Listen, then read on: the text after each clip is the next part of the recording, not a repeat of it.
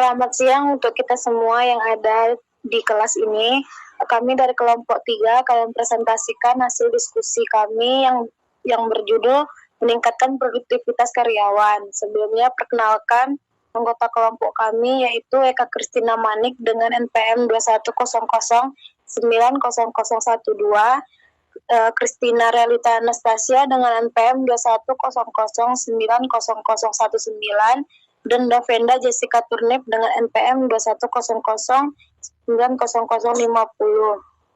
Selanjutnya materi akan dibacakan oleh Eka. Pengertian manajemen kinerja. Pengertian umum, manajemen kinerja adalah pengelolaan pencapaian hasil wujud yang efektif dan efisien dalam upaya pekerjaan manajer untuk keberhasilan organisasi serta tujuan yang diinginkan tercapai. Manajemen kinerja menurut Aguinus 2013, manajemen kinerja adalah proses berkelanjutan untuk mengidentifikasi, mengukur, dan mengembangkan kinerja individu dan tim dan menyelaraskan kinerja dengan tujuan strategi organisasi. Manajemen kinerja menurut Noel et al. 2014, manajemen kinerja sebagai proses di mana manajer memastikan bahwa aktivitas-aktivitas karyawan dan keluarannya sama dengan sasaran-sasaran organisasi. Manfaat manajemen kinerja. Yang pertama, motivasi untuk berprestasi meningkat. Kedua, manajer mendapatkan wawasan tentang bawahan. Ketiga, definisi pekerjaan dan kriteria diperjelas. Keempat, tindakan administratif lebih adil dan tepat. Terakhir, karyawan menjadi lebih kompeten. Prinsip manajemen kinerja. 1. Menerjemahkan tujuan perusahaan menjadi tujuan individu, tim, departemen, dan tujuan divisi. Yang kedua, membantu memperjelas tujuan perusahaan. Yang ketiga, memerlukan umpan balik yang terus-menerus. Yang keempat, suatu proses yang berkelanjutan dan evolusioner, di mana kinerja membaik seiring berjalannya waktu. Dan yang kelima, untuk mendorong pengelolaan diri atas kinerja individu.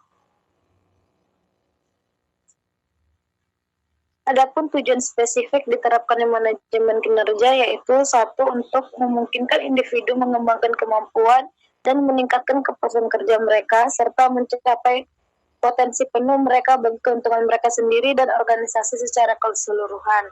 Yang kedua, bertindak sebagai pendorong perubahan dan dalam mengembangkan suatu budaya yang berorientasi pada kinerja. Tujuan yang ketiga yaitu untuk memusatkan perhatian pada atribut dan kompetensi yang diperlukan agar bisa dilaksanakan secara efektif apa yang seharusnya dilakukan untuk mengembangkan atribut dan kompetensi tersebut.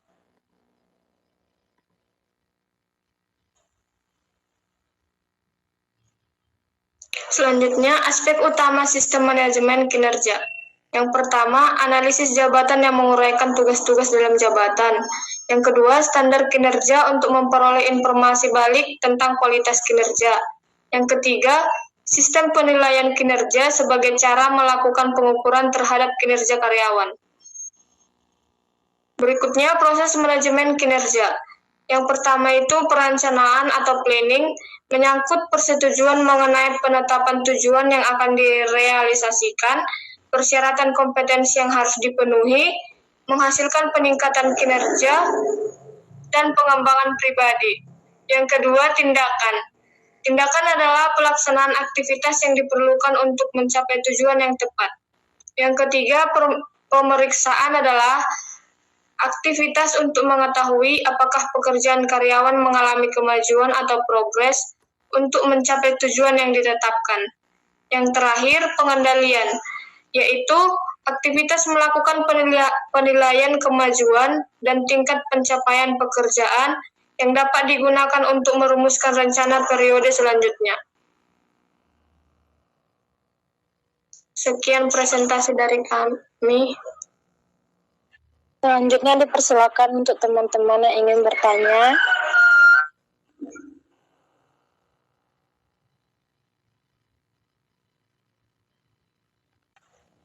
Bagaimana proses manajemen kinerja yang efektif seharusnya dilakukan dalam organisasi?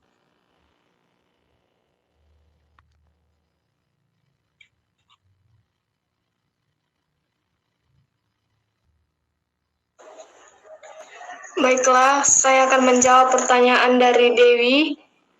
Pertanyaannya, bagaimana proses manajemen kinerja yang efektif seharusnya dilakukan dalam organisasi? Proses manajemen kinerja yang efektif yang seharusnya dilakukan dalam organisasi yaitu yang pertama,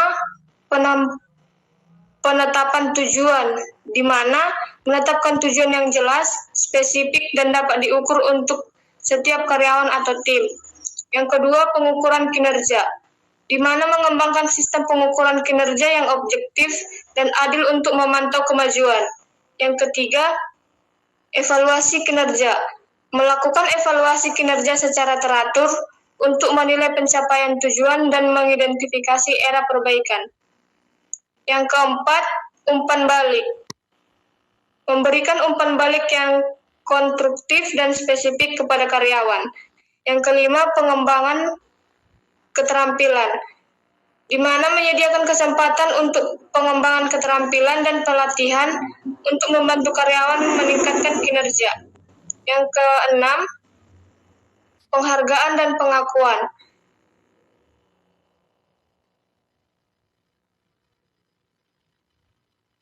di mana memberikan penghargaan dan pengakuan kepada karyawan yang berprestasi untuk dapat memotivasi mereka dalam bekerja. Yang ketujuh, peninjauan dan penyesuaian, meninjau dan menyesuaikan proses manajemen kinerja secara teratur untuk memastikan bahwa tujuan organisasi dapat tercapai.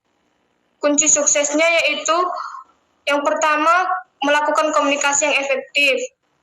Yang kedua, keterlibatan karyawan. Yang ketiga, penggunaan teknologi. Dan yang keempat, konsistensi. Sekian jawaban dari saya. Bagaimana saudara kami Dewi? Apakah dapat diterima? Terima kasih, dapat diterima. Sama-sama.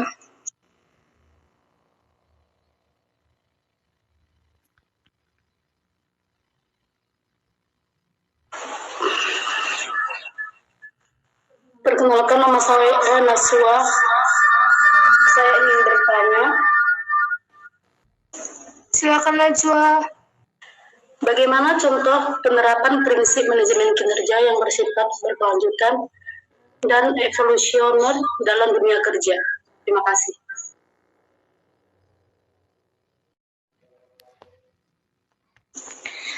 Baiklah, saya akan menjawab pertanyaan dari teman kami Najwa.